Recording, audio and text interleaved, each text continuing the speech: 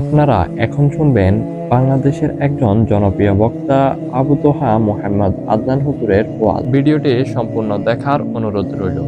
মালহামাতুল কুবরা launch করার পরে আল্লাহ রাব্বুল আলামিন এই মুসলিম উম্মার এই দুরবস্থা কাটানোর জন্য ইমামুল মাহদিকে পাঠাবেন ইনশাআল্লাহ। কোত্থেকে আসবেন? নবীজি বলছে যখন দেখবে খোরাসান থেকে ব্ল্যাক ফ্ল্যাক্স গুলো বের হয়ে গেছে, এভাবে আসছে হাদিসে, বরফের উপরে সাঁতার কেটে হলেও তাদের সাথে যোগ দিব। ওই সময় ওয়ার্ল্ডের অবস্থা কেমন থাকবে আমরা জানি না, হাদিসে এভাবে আছে। নবীজি বলেছেন খোরাসান থেকে যে মুজাহিদিনরা বের হবেন তাদেরকে কোনো বাহিনী পরাস্ত করতে পারবে না, এমনকি তারা জেরুজালেম পর্যন্ত পৌঁছে ওটাকে জয় করবে। হাদিসে আসছে, কিছু করার নেই। হাদিস সহিহ না জয়ীফ না জাল, ওলামায়ে কেরামকে জিজ্ঞেস করে নি, এটা হাদিসে আছে, কিছু করার নেই। পৃথিবীর ভবিষ্যৎ লেখা হয়ে গেছে। ইমামুল মাহদী এখান থেকে মদিনা থেকে তিনি পালিয়ে চলে আসবেন মক্কায়। তিনি নেতৃত্ব নিতে চাইবেন না, মানুষ জোর করে তাকে নেতৃত্ব দিবে। হাজার আসওয়াদ এবং মাকাম ইব্রাহিমের মাঝখানে তার হাতে বায়াত নেওয়া হবে। কতজন বায়াত নেবেন? 313 জন। 300। এরপর শাম থেকে একটা বাহিনী তার সাথে যুদ্ধ করতে আসবে। আল্লাহ পাক তাদেরকে মক্কা মদিনার মাঝখানে বাইদা নামক জায়গায় ধসিয়ে দিন, ধসে যাবে, আসতে পারবে না। তারপরে বনু কালব নামে একটা গোত্র থাকবে আরবে, ওই কালবের সাথে ইমাম মাহদী যুদ্ধ হবে, ইমাম মাহদী জয়লাভ করবেন ইনশাআল্লাহ। তারপরে তিনি সারা ওয়ার্ল্ডটাকে আবার রুল করা শুরু করবেন। হাদিসে আসছে তিনি গুনে গুনে গনিমতের মাল দিবেন না, মুষ্টি ভরে ভরে মুসলমানদেরকে দান করবেন ইনশাআল্লাহ। তারপরে বের হবে মাসিহুদ দাজ্জাল মানুষের রূপে, ওই যে 4টা জায়গার কথা বললাম, সে বের হবে ইত্যাদি ইত্যাদি। এবার সে মানুষের রূপ ধরে আমাদের সমাজে প্রবেশ করবে এবং তার অনুসারীদেরকে নিয়ে ম্যাসাকার করা শুরু করবে। কিন্তু মুসলিমদের মধ্যে একটা বাহিনী শেষ পর্যন্ত তার সাথে যুদ্ধ করতে থাকবে। হতে হতে হতে হতে যখন মুসলিমরা একটু কোণঠাসা, আল্লাহ পাক পাঠাবেন আসমান থেকে ওই মাসিহকে, যে মাসিহকে তারা চিনতে পারেনি। ওরা যাকে মাসিহ মনে করছে, তাহলে এই মাসিহটা কে? এ মিথ্যা মাসিহুদ দাজ্জাল। কথা বুঝতে পারছেন? তাহলে সবচেয়ে বড় প্রতারণার শিকার কারা হচ্ছে? মাসিহুদ দাজ্জাল ওদেরকেই প্রতারণা করছে। বুঝতে পারেননি কথা? ওদের সাথেই সবচেয়ে বড় প্রতারণা হচ্ছে। ওরা মনে করছে এই সত্যিকারের মাসিহ, সে আসলে আমরা বিশ্ব রুল করব। সে সত্যিকারের মাসিহ নয়। ঈসা ইবনে মারিয়াম আসবেন কিভাবে সেটাও এসেছে। 2 জন ফেরেশতার কাঁধে ভর দিয়ে তিনি নামবেন শাম অর্থাৎ সিরিয়ার দামেস্ক শহরের মধ্যে। কোন শহর? দামেস্ক। এই জায়গাগুলো খুব বরকতময়। আল্লাহ নবী দোয়া করেছেন, আল্লাহ শামে বরকত দাও, আল্লাহ ইয়েমেনে বরকত দাও, আল্লাহ শামে বরকত দাও, আল্লাহ ইয়েমেনে বরকত দাও। আর মুসলমানরা বলছিল, আল্লাহ রসুল আমাদের নাজদেও বরকত দিতে বলেন, আমাদের নাজদেও বরকত দিতে বলেন। আল্লাহ নবী বলছেন যে নাজদে বরকত না, বরং ওখান থেকে ভূমিকম্প বের হবে, ওখান থেকে শয়তানের শিং বের হবে। চিন্তা করে, ওই যে বললাম নাজদিরা তুর্কিদের বিরুদ্ধে যুদ্ধ করেছিল, অটোম্যান এম্পায়ারের বিরুদ্ধে যুদ্ধ করেছে ব্রিটেনের সাথে হাত মিলিয়ে। ওরাই এখন সারা বিশ্বে, বাংলাদেশে এদের লেসপেন্সার আছে বহুত, বাংলাদেশে এদের বহুত লেসপেন্সার আছে। তারা বলে, ওই যে দেখবেন যে যখনই আমরা এগুলো নিয়ে আপনাদেরকে সচেতন করতে চাই, মানে এরা তো খারাজি হয়ে গেছে, উগ্র হয়ে গেছে, এই হয়ে গেছে, সেই হয়ে গেছে, এভাবে করে গভর্নমেন্ট প্রশাসন সবার কাছে আমাদেরকে বিতর্কিত করার চেষ্টা করে।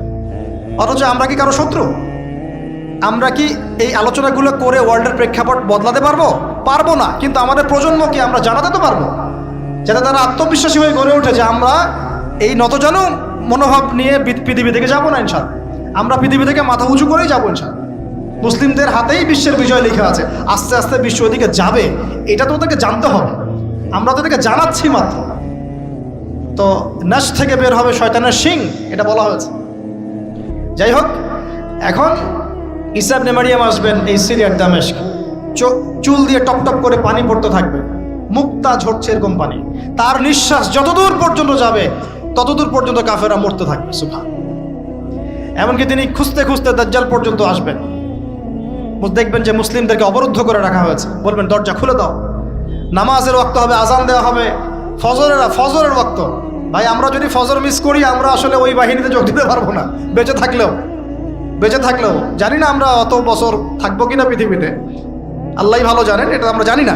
কিন্তু এই বিজয়ে সুবহে সাদিকের সময় লেখা আছে, আজান হয়ে যাবে, ইমামুল মাহদী তাকে বলবেন ইমামতি করুন আপনি। ঈসা ইবনে মারিয়াম বলবেন না, এই উম্মতের জন্য ইমামতির অধিকার দেয়া হয়েছে। বলেন সুবহানাল্লাহ। তিনি ইমামতি করবেন না, বরং মুক্তাদি হবেন। দরজা খুলে দাও, নামাজ শেষে দরজা খুলে দেওয়া হবে। দাজ্জালকে খুঁজতে খুঁজতে খুঁজতে এই প্যালেস্টাইন, এই জেরুজালেমের বাবে লুদ নামক জায়গায় তিনি পৌঁছাবেন। ভিডিওটি সেখানে দেখবেন মাসিহুদ দাজ্জাল আছে। দাজ্জাল তাকে দেখার সাথে সাথেই লবণের মতো গলতে শুরু করবেন। সেখানে তিনি তাকে হত্যা করবেন। তারপরে সেখান থেকে তিনি ইসলামী খেলাফা রিস্টোর করবেন। উর্বর হবে মাটি, সবুজ শ্যামল, বৃষ্টিপাত বেশি হবে, এগুলো হতে থাকবে। এর মাঝখানে আবার ইয়াজুজ মাজুজ বের হবে। ইয়াজুজ মাজুজ বের হওয়ার পরে পৃথিবী ম্যাসাকার করবে। তারা এমনভাবে পৃথিবীতে ম্যাসাকার করবে যে ঈসা আলাইহিস সালাম এবং তার অনুসারীরা তুর পাহাড়ে গিয়ে লুকাবেন, আত্মগোপন করবেন, এবং তাবারিয়া হ্রদের পানি তারা খেয়ে ফেলবে। পরের দল এসে বলবে কোনো এক সময় মনে হয় এখানে পানি ছিল, মানে পানি সব খেয়ে সাবার করে ফেলবে। মানে বুঝতে পারছেন? ঈসা আলাইহিস সালাম দোয়া করবেন, আল্লাহ এই আযাব থেকে আমাদেরকে তুমি বাঁচাও। আল্লাহ পাক তখন তাদের ঘাড়ের মধ্যে একটা ভাইরাস দিয়ে দিবেন, ভাইরাস, পোকা ভাইরাস। এক ভাইরাসের সব ইয়াজুজ আর মাজুজ শেষ। এরপরে পৃথিবীতে বৃষ্টি বর্ষণ শুরু হবে। আল্লাহ পাক কোথা থেকে জানি পাখি পাঠাবেন, ওই যে আবাবিল পাখি পাঠিয়েছিলেন না, এরকম কোথা থেকে পাখি পাঠাবেন বড় বড় নখওয়ালা। এরা ওদের দেহগুলো উঠাবে, মহাবিশ্বের কোথাও গিয়ে ফেলে দিবে, জানি না আমরা কোথায় ফেলে। এগুলো রূপকথা মনে হচ্ছে না অনেকের কাছে, এগুলো সত্য, হাদিসে আসছে। একটা শব্দ সত্য। এরপর 40 বছর এভাবে চলে যাবে। ঈসা আলাইহিস সালাম ইন্তেকাল হবে। তারপরে হাদিসে আসছে মানুষ আবারও খারাপ হওয়া শুরু করবে। এত খারাপ হবে, এত জঘন্য হবে যে আল্লাহ শব্দটা বলার মতো একটা মানুষ আর পৃথিবীতে থাকবে না। একটা মিষ্টি মৃদু একটা বাতাস আসবে। এই বাতাস মুমিনদের বগলের নিচ দিয়ে প্রবাহিত হবে, এবং যার অন্তরে এক সরিষা দানা পরিমাণ ঈমান আছে, ওই বাতাসে তার জান কবজ হয়ে যাবে। বাকি থাকবে সব এই যে গরু, ছাগল, হাঁস মুরগির মতো মানুষ, গবাদি পশু। আল্লাহ বলার মতো মানুষ নাই। রাস্তা মোড়ে মোড়ে জেনা করবে। এটা আরো অনেক পরের কথা, অনেক পরের কথা। আমরা ওই যুগ দেখতেও চাই না, বাঁচতেও চাই না ওই যুগে, তাই না ভাই? আল্লাহ পাক বলছেন এরপরে, আল্লাহ রাসূল সাল্লাল্লাহু আলাইহি ওয়াসাল্লাম বলছেন এরপরে একদিন সকালে হঠাৎ করে দেখবে কেনা বেচা করতে করতে, কথা বলতে বলতে, পানি পান করতে করতে, খাবার খেতে খেতে এই যে পশ্চিম দিক থেকে সূর্য উঠে গেছে। তার মানে কি ওই দিন কিয়ামত হয়ে যাবে। এবং এটা এত ফাস্ট হবে, এত দ্রুত হবে।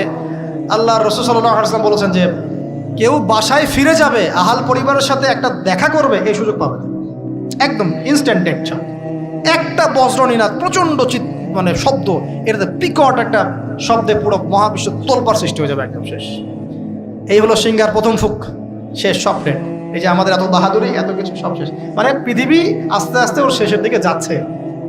এগুলো ভাই বিশ্বাস করেন, পৃথিবীর সমস্ত সংগঠন, জালেম, কাফের, ফাসেক, মুশরিক, মুনাফিক যা আছে পৃথিবীতে, একত্রিত হয়েও এই সত্যটাকে কেউ টলাতে পারবে না। আমরা সারা মুসলমানরা মিলেও যদি এই সত্যটাকে টলাতে যাই, পারবো না। মানে আস্তে আস্তে আলটিমেট গোল এটাই পৃথিবীর। এরপরে কিয়ামত, তারপরে তো আপনারা জানেন কি হচ্ছে। ফামান ইয়া'মাল মিসকালা যাররাতিন খায়রান ইয়ারাহ, এক চুল পরিমাণ যদি ভালো কাজ কেউ করে থাকে তাকে সেটা দেখানো হবে। ওয়া মান ইয়া'মাল মিসকালা যাররাতিন শাররান ইয়ারাহ, এক চুল পরিমাণ খারাপ কাজ আমরা কেউ করে থাকলে দেখানো হবে। তবে যারা লা ইলাহা ইল্লাল্লাহ এই তাওহীদের উপর থাকবে, যত বড় গুনাহ করুক না কেন আল্লাহ মাফ করে দিবেন ইনশাআল্লাহ, ইনশাআল্লাহ। কারণ আমাদের জন্য নবী সাল্লাল্লাহু আলাইহি ওয়াসাল্লাম সুপারিশ করবেন। তাই বলে কি আমরা গুনাহ করতে থাকবো এখন? এটা নবী সাল্লাল্লাহু আলাইহি ওয়াসাল্লামের শান, তার মর্যাদা। আল্লাহ রাসূল সাল্লাল্লাহু আলাইহি ওয়াসাল্লাম এই কথা বলে গিয়েছেন যে কবিরা গুনাহগার মুসলমানদের জন্য আমি সুপারিশ করব। তাওহীদের উপর যারা থাকবে ইনশাআল্লাহ জান্নাত, শিরকে থাকলে, কুফরিতে থাকলে জাহান্নাম ছাড়া কোনো গতি নাই। এ হলো পৃথিবীর শেষ। আমরা তো জান্নাতে যেতে চাই কি চাই না ভাই? তাহলে এখন আমরা জানি যে এই অবস্থা কেন হচ্ছে। যখন মানুষের অস্ত্র ধরার সুযোগ থাকে না, তখন তার অস্ত্রই হচ্ছে অস্ত্র। অস্ত্র কি? মানে চোখের পানি, এটাই আপনার অস্ত্র। ইমাম শাফিঈ রাহিমাহুল্লাহ বলতেন যে তাহাজ্জুদের ওয়াক্ত, মানে যখন শেষ রাত চলে আসে, তাহাজ্জুদের ওয়াক্তে যে দোয়াগুলো করা হয় এগুলো এমন এমন তীর বা এমন অস্ত্র যেটা কখনো ব্যর্থ হয় না। কে চিল্লাচিল্লি করছেন? পুরো আলোচনায় একবারও ঠিক বলার দরকার নাই, কারণ আপনি ঠিক বললেও যেটা ঠিক সেটা ঠিকই, আর যেটা আপনি ঠিক বলবেন না, কুরআন সুন্নাহ যদি ঠিক না বলে এটা ঠিক না। তো এই ঠিক বেঠিকের দরকার নাই। কারণ হচ্ছে আমরা যদি এই আয়োজনটা মসজিদে করতাম, আপনারা কি মসজিদে এরকম শোরগোল করতেন? কথা বুঝেন? যদি আমরা এই আয়োজনটা মসজিদের মধ্যে করতাম, আপনারা কি মসজিদেও শোরগোল করতেন? হট্টগোল করতেন? যদি করতেন তাহলে সেটা হতো কিয়ামতের আলামত। কারণ নবী সাল্লাল্লাহু আলাইহি ওয়াসাল্লাম বলেছেন কিয়ামতের আগে আগে মসজিদগুলো হবে চাকচিক্যময় এবং মসজিদ থেকে হেদায়েত উঠে যাবে। মসজিদ থেকে হেদায়েত উঠে যাবে। এমন হাদিস এসেছে যে মানুষ জামাতে নামাজ পড়বে কিন্তু মুসল্লিদের মাঝে একজন প্রকৃত ইমানদার খুঁজে পাওয়া যাবে না। তা আপনাদের কি মনে হয় সেই যুগটা আসতে বাকি আছে অনেক? তো মসজিদে যদি শোরগোল হট্টগোল করা হয়, এটা হচ্ছে একটা কিয়ামতের সাইন যে কিয়ামতের আগে আগে মসজিদের শোরগোল হট্টগোল বেড়ে যাবে। আপনারা কি এটা চান? তো আমরা যদি এই আয়োজনটা মসজিদে করতাম, আপনারা কি চিল্লাচিল্লি করতেন, হট্টগোল করতেন? মনে করেন এখন আমরা একটা মাঠেই বসে আছি, কিন্তু এই মাঠে কোরআন এবং সুন্নাহর কথা হচ্ছে, আমরা কি হট্টগোল করব, শোরগোল করব? আল্লাহ পাক আমাদের সবাইকে কোরআন এবং হাদিসের সামনে আত্মসমর্পণ করার তৌফিক দান। আজকে 5 ওয়াক্ত নামাজ কারা কারা পড়েছেন হাত তোলেন দেখি। মাশাআল্লাহ, হাত নামান।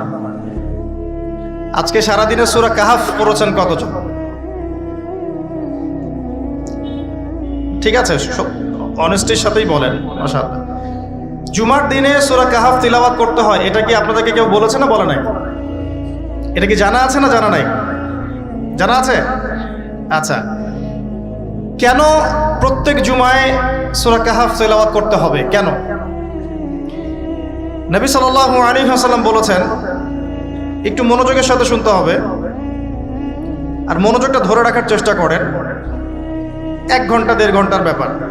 আর আমি জানি এটা এমন যুগ যে যুগে মানুষ 10 মিনিট মনোযোগ ধরে রাখতে পারে না। এর কারণ কি জানেন? এর কারণ হচ্ছে স্মার্টফোন।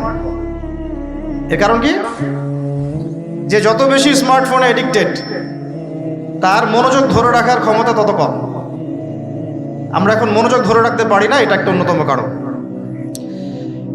তো প্রত্যেক জুমায় নবী সাল্লাল্লাহু আলাইহি ওয়াসাল্লাম সূরাতুল কাহাফ তেলাওয়াত করতে আমাদেরকে উৎসাহিত করছেন। এর পিছনের কারণ হচ্ছে নবী সাল্লাল্লাহু আলাইহি ওয়াসাল্লাম বলেছেন, সূরাতুল কাহাফ যে ব্যক্তি জুমার দিন তেলাওয়াত করবে, এক জুমা থেকে আরেক জুমা পর্যন্ত তার যে জীবন, এই যে হায়াতটা, আল্লাহ পাক এটাকে নূর বা আলো দিয়ে ভরে দিবেন। আলোর কেন দরকার হয়? আলোর দরকার হয় কেন? অন্ধকার থেকে নিজেকে বাঁচানো বা অন্ধকারে পথ দেখা, পথ খুঁজে পাওয়া, এই জন্য তো আলোর প্রয়োজন হয় নাকি? তাহলে আপনার জীবনটাকে আলো দ্বারা ভরে দেওয়া হবে। অর্থাৎ আমরা যে পৃথিবীর জীবনে বসবাস করছি, চারপাশে অনেক অন্ধকার আছে কি নাই? এই অন্ধকারগুলো কাটিয়ে উঠতে আপনাকে সূরাতুল কাহাফ কাজে দিবে ইনশাআল্লাহ। তো নূর দিয়ে ভরে দেওয়ার অর্থ হচ্ছে আপনার জীবনটাকে আল্লাহ পাক ঈমানের নূর দিয়ে ভরে দিবেন ইনশাআল্লাহ। সূরা কাহাফের গুরুত্ব আছে না? আচ্ছা, 2, নবী সাল্লাল্লাহু আলাইহি ওয়াসাল্লাম বলেছেন যে সূরাতুল কাহাফ যে ব্যক্তি জুমার দিনে পড়বে এবং এর কমপক্ষে প্রথম 10টা আয়াত মুখস্থ করবে, তার জীবদ্দশায় যদি মাসিহুদ দাজ্জাল বের হয়, এই দাজ্জাল সেই ব্যক্তির কোনো ক্ষতি করতে পারবে না। খুশি হন নাই? একটু বোঝাই আপনাকে যে এই পৃথিবীতে এখন যতগুলো সমস্যা আছে বা যতগুলো ফিতনা আছে, এগুলোকে যদি একত্রিত করি তবুও দাজ্জালের সমান হবে না। নবী সাল্লাল্লাহু আলাইহি ওয়াসাল্লাম বলেছেন, পৃথিবীতে আদম আলাইহিস সালামকে সৃষ্টি করার পর থেকে কিয়ামত পর্যন্ত মাসিহুদ দাজ্জালের মতো ভয়ঙ্কর কোনো ফিতনা আসে নাই, আসবেও না। আল্লাহর এমন কোনো নবী নেই যেই নবী তার কওমকে দাজ্জাল সম্পর্কে সতর্ক করেন নাই। এমনকি নূহ আলাইহিস সালাম পর্যন্ত তার কওমকে দাজ্জাল সম্পর্কে সতর্ক করেছেন। আর আমি মুহাম্মদ সাল্লাল্লাহু আলাইহি ওয়াসাল্লাম তোমাদেরকে একটা বাক্য বেশি বলছি যা অন্য নবীগণ বলেন নাই, সেটা হলো মাসিহুদ দাজ্জাল এক চোখে অন্ধ হবে, তোমাদের রব আল্লাহ তিনি অন্ধ নন।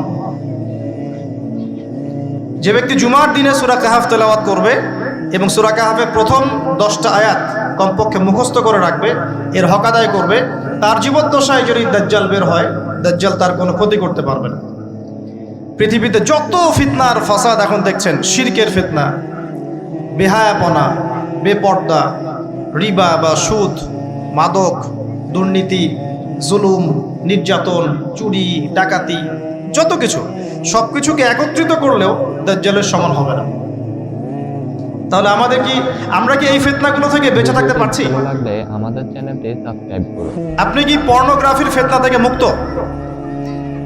আপনি কি ইন্টারনেট জগতের এই নোংরামি ফিতনাগুলো থেকে মুক্ত? আমি কি মুক্ত? আমি নিজেও মুক্ত না। আপনার সামনে ভালো সাজারও আমার কোনো দরকার নাই। আমরা যারা ইন্টারনেটে ঢুকেছি একবার দুইবারও, জীবনে কখনো তারা কেউই চোখের পাপ থেকে বাঁচতে পারে নাই। তাহলে ভালো সাজার তো প্রয়োজন নাই, আল্লাহকে ইস্তেগফার করার দরকার, আল্লাহ মাফ করে দেন। তা আমরা কি এই যুগে ইন্টারনেটের এই নোংরামি বেহায়াপনাগুলো থেকে মুক্ত থাকতে পারছি? না। আমরা কি এই যুগের সুদভিত্তিক অর্থনীতি থেকে মুক্ত থাকতে পারছি?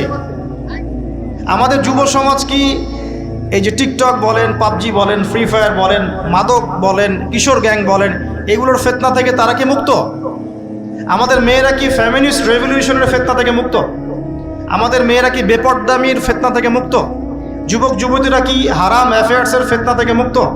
পরিবারগুলো কি পারিবারিক কলহ থেকে মুক্ত? আমাদের সন্তানরা কি ফিতনা থেকে মুক্ত? আমাদের প্রত্যেকটা খাবার কি বিশুদ্ধ, পরিশুদ্ধ না করাপ্টেড? আমাদের বিশ্বের পুরো পলিটিক্যাল সিস্টেমটা কি আল্লাহ পাকের আইন দ্বারা চলছে? আমাদের পুরো মুসলিম উম্মার প্রত্যেকটা জাতি আজকে কি কুফফারদের নির্যাতনের ফিতনা থেকে মুক্ত? তো আমরা যদি এই ফিতনাগুলো থেকে মুক্ত হতে না পারি, কিভাবে দাজ্জালের ফিতনা থেকে আমরা বাঁচতে পারি? আমি কি বোঝাতে পারছি দাজ্জালের ফিতনা কত বড়? বুঝতে পারছেন? সে যখন বের হবে তখন সে সারা বিশ্বকে শাসন করবে 40 দিন। কতদিন?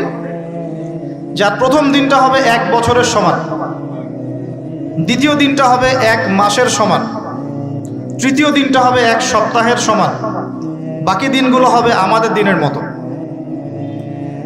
সত্যি সত্যি কথা কি জানেন যে আমরা এখন চিন্তা করতে ভালোবাসি না, পছন্দ করি না। আমাদের চিন্তা করার সময় কোথায়? আমাদের সকালবেলা ঘুম থেকে উঠে ব্রাশে পেস্ট নিয়ে বাথরুমে যেতে হয়, কারণ আমাদেরকে অফিস ধরতে হবে 8টায় 9টায়, কাউকে স্কুলে কলেজে ইত্যাদি ইত্যাদি। চিন্তার সময় কোথায়? চিন্তা তো করতাম আমরা তাহাজ্জুদের ওয়াক্তে, তাহাজ্জুদের নামাজ পড়ে চুপচাপ বসে চিন্তা করতাম কি হচ্ছে, কি হতে পারে, আমার কি হালত, আমি কি করব, দুনিয়াতে কি করলাম, পরকালে কি উত্তর দিব ইত্যাদি। চিন্তার সময় হচ্ছে ফজরের নামাজের পরে। দেখা যায় 70% মানুষই ওই সময় জাগনা থাকে না, তাই না? চিন্তার সময় কোথায়? সকালবেলা যখন আমরা উঠি শুরু হলো ফার্স্ট লেন অফ লাইফ, মানে রেস, দৌড়ানো।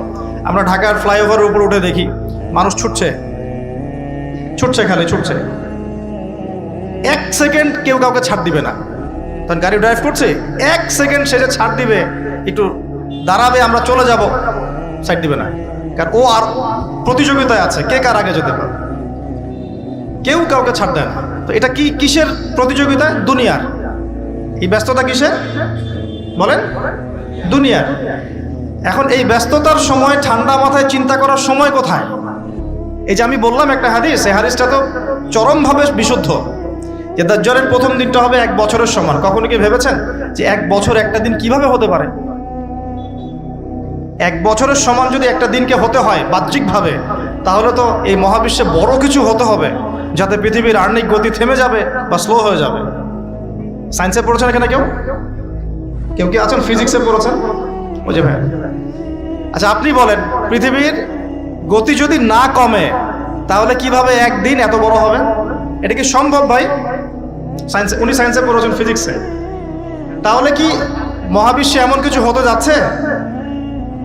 যদি হয় তাহলে আমাদের এই সাজানো গোছানো দুনিয়ার কি হবে? আরো চিন্তা করি নাকি এর অন্য কোনো ব্যাখ্যা আছে, যে ব্যাখ্যা আমি জানি না? ভাবতে হবে। আমি চাচ্ছি আজকের লেকচারে আপনারা একটা নসিহত দিয়ে বাসায় যান, সেটা হচ্ছে ভাবতে হবে। কি করতে হবে? ভাবতে হবে, চিন্তা করতে হবে। একটু থামেন। এই যে ব্যস্ততার যুগে আপনি ঢুকে গেছি আমরা, সকাল থেকে শুরু করে রাত পর্যন্ত একটাই ফিকির, একটাই চিন্তা, টাকা পয়সা, বাড়ি গাড়ি, স্ত্রী সন্তান, বউ বাচ্চা, আমার ক্যারিয়ার, আমার রিজিক, এই তো। একটু এর মাঝে সময় নেন, আল্লাহকে সময় দেন, নিজের অতীতের পাপগুলোকে নিয়ে ভাবেন। কত বছর আমরা পৃথিবীতে থাকতে পারি? হাইয়েস্ট কত বছর? 100 বছর হাইয়েস্ট। ভাবেন তারপরে কি হবে? আমার পরে আমি কোন প্রজন্ম রেখে যাচ্ছি, ওরা কি আদৌ আমার জন্য রব্বির হামহুমা কামা রব্বায়ানি সগীরা পড়তে পারবে? আমি কি ওকে শিক্ষিত করলাম? আলিফ বাও তো চিনে না আমার ছেলেটা, আমার ছেলে আলিফ বাই চিনে না। এই জেনারেশনের একটা জেনারেশন ছিল আমাদের আগের জেনারেশন, মাশাআল্লাহ। তখন কি হতো, প্রত্যেকটা গ্রামে গ্রামে, শহরে শহরে, স্কুলে কলেজে, বিভিন্ন জায়গায় বাধ্যতামূলক আপনি আরবি পড়তেন। ভিডিওটি ভালো লাগলে এখন বিশ্বাস করেন তো, আপনি তো বিশ্বাস করেনই, আমি জানি। বিশ্বাস করেন কি যে আপনি এখন আরবি থেকে অনেক দূরে সরে গেছেন? আপনি এই যে পড়াশোনা করেছেন, ওই যে ভাই হাত তুললেন ফিজিক্সে, মিনিমাম 20 বছর, তা আপনি 20 বছরে 20টা সূরা শিখেছেন কি? আমরা আমাদের পরের জেনারেশনকে কোন হালতে রেখে যাচ্ছি, এগুলো কি ভাবতে হবে না, হবে না? আলী ইবনে আবি তালেবের একটা কথা বলি, তাহলে আপনি বুঝবেন। আলী ইবনে আবি তালেবের নাম কি শুনেছেন আপনি? শোনা উচিত ছিল। তার আপনার আইডল। মেসি নেইমার আপনার আইডল নয়। মেসি নেইমার সৌদি আরবের আইডল। কিসের আইডল? আমাদের আইডল নয়। আমাদের আইডল হচ্ছে মুহাম্মদ সাল্লাল্লাহু আলাইহি ওয়াসাল্লাম, সাহাবায়ে কেরাম, তাবে তাবেঈন, ইমামগণ, মুজতাহিদ কেরাম, মুজাহিদিন। আলী ইবনে আবি তালেব বলতেন যে মানুষ যখন দুনিয়ায় চলাফেরা করে তখন মনে হয় সে ছাড়া দুনিয়াতে আর কিছুই নাই, আর সে এমনভাবে দুনিয়া থেকে চলে যায় মনে হয় সে কখনো দুনিয়ায় ছিলই না। দুটো কথা ভাবেন, ভাবতে হবে। আজকের লেসনটা কি? ভাবতে হবে। তিনি বলছেন মানুষ এমনভাবে দুনিয়ায় চলাফেরা করে মনে হয় সে ছাড়া দুনিয়াতে আর কিচ্ছু নাই। আমাদের চলাফেরা এমন না? দেখেন প্রত্যেকটা অঙ্গনেই, পলিটিক্যাল অঙ্গন, ইকোনমিক অঙ্গন, ধর্মীয় অঙ্গন। পলিটিক্যাল অঙ্গনে একজন নেতার চলাফেরা দেখলে মনে হচ্ছে সে ছাড়া কিছুই নাই দুনিয়াতে। যারা অর্থনৈতিক জীবনে নেতৃত্ব দিচ্ছেন তাদের কাছে মনে হচ্ছে আমরা ছাড়া দুনিয়ার ইকোনমির আর মধ্যে কিছুই নাই। আমরা যারা ধর্মতাত্ত্বিকভাবে চলাফেরা করি মনে হয় যে এই হুজুর ছাড়া আর কিছুই নাই দুনিয়াতে। আমার চেয়ে বড় শায়খার কে আছে, আমার চেয়ে বড় আর আলেম আর মুফাসসির কে আছে? সমস্যা সবার ভিতরে। শুধু এক শ্রেণীর মানুষকে আপনি টার্গেট করে আঘাত করে কথা বলা যাবে না। দেখতে হবে দূরদর্শিতার সাথে, সমস্যা সবার ভিতরে। এখন দেখেন আমরা দুনিয়াতে চলছি, মনে হচ্ছে যে আমরা ছাড়া আর কিছুই নাই মনে হয়, কিন্তু মানুষ দুনিয়া থেকে চলে গেছে। প্রায় মিলিয়ন, বিলিয়ন, ট্রিলিয়ন মানুষ এখন দুনিয়া থেকে চলে গেছে সূচনা থেকে এই পর্যন্ত। তাদের কোনো খবর আছে? কাদের খবর আছে? যারা এই দুনিয়াতে থাকাকালীন এমন কিছু করে গিয়েছিল যার ফলশ্রুতিতে আল্লাহ পাক তাদেরকে চিরস্মরণীয় করে রেখেছে। আমরা কি আবু বকর সিদ্দিকের নাম শুনে নেই? তার কৃতিত্ব মর্যাদা কি কমে গেছে না বেড়েছে? উমর ইবনুল খাত্তাবের নাম শুনি নাই? পৃথিবীর শেষ পর্যন্ত তার মর্যাদা কি কমে যাবে? উসমান বিন আফফানের নাম শুনেছেন? তার কথা কি আমরা আলোচনা করি না সম্মানের সাথে? আলী রাদিয়াল্লাহু আনহুর কথা বললাম, তার কথা কি আমরা সম্মানের সাথে আলোচনা করি না? করি। তার মানে আমরা আমাদের কীর্তি দিয়ে, ভালো কিছু কাজ দিয়ে এই দুনিয়াতেও অমর থাকতে পারি, আল্লাহর কাছেও সম্মান পেতে পারি। এটাই কি আমাদের জীবনের উদ্দেশ্য হওয়া উচিত না? ভাবতে হবে কি না? আল্লাহ পাক আমাদেরকে তৌফিক দান করুন। যে পয়েন্ট থেকে আসলাম, কিভাবে সম্ভব বলেন তো একটা দিন এত লম্বা হওয়া? ভাববেন আপনারা, পরের দিন 1 মাসের সমান, তারপরের দিন 1 সপ্তাহ, তারপরের দিন আমাদের মতো। এভাবে কে বিশ্ব শাসন করবে বলেন? দাজ্জাল শব্দের অর্থ হচ্ছে মহামিথ্যাবাদী। কি নাম? মানে যার মিথ্যার উপরে পিএইচডি আছে, মিথ্যার উপরে। আর মাসিহুদ দাজ্জাল সবচেয়ে বড় মিথ্যাবাদী। দাজ্জাল মানে মহা প্রতারক, যে আপনাকে এমনভাবে প্রতারিত করতে পারে যার খবর হদিস আপনি পাবেন। আমরা আস্তে আস্তে আসতেছি দাজ্জাল এবং তার সাথে বর্তমান সভ্যতার কি সম্পর্ক, এবং সামনে কিভাবে সে বিশ্বটাকে শাসন করতে পারে। সে বিশ্বকে শাসন করবে। এখন আমাকে বলেন, আমার দিকে তাকান, আমাকে বলেন, একজন ব্যক্তি যদি বিশ্বকে শাসন করতে চায় তার অনুসারী লাগবে কি লাগবে না? একা একা একজন ব্যক্তি বিশ্ব শাসন করতে পারে? ও আচ্ছা, দাজ্জাল কি মানুষ না জিন নাকি? দাজ্জাল কে? এটা ফেরেশতা নাকি জিন না মানুষ? কি? এটাও একটা প্রশ্নের বিষয়। কিভাবে? দেখুন, আল্লাহর নবী সাল্লাল্লাহু আলাইহি ওয়াসাল্লাম বলছেন নূহ আলাইহিস সালামের সময়ও নূহ আলাইহিস সালাম তার কওমকে দাজ্জাল সম্পর্কে সতর্ক করেছেন। তার মানে পৃথিবীর সূচনা থেকে সে পৃথিবীতে ছিল এবং সে বের হবে শেষ জামানায়, এবং বের হয়ে সে তার অনুসারীদেরকে নিয়ে বিশ্বটাকে শাসন করবে। তার মানে অনেক লম্বা একটা হায়াত সে পেয়েছে। কোন জাতি এত লম্বা হায়াত পায় বলেন তো? কোন জাতি মানব জাতিকে এত লম্বা হায়াত পায়? একটা মিস্টেরিয়াস ক্যারেক্টার দাজ্জাল। ভিডিওটি ভালো লাগলে আমাদের চ্যানেলটি সাবস্ক্রাইব করতে ভুলবেন না। আপনার কাছে কোন হুজুরের ওয়াজ সবচাইতে বেশি ভালো লাগে তা অবশ্যই কমেন্টে জানিয়ে যাবেন।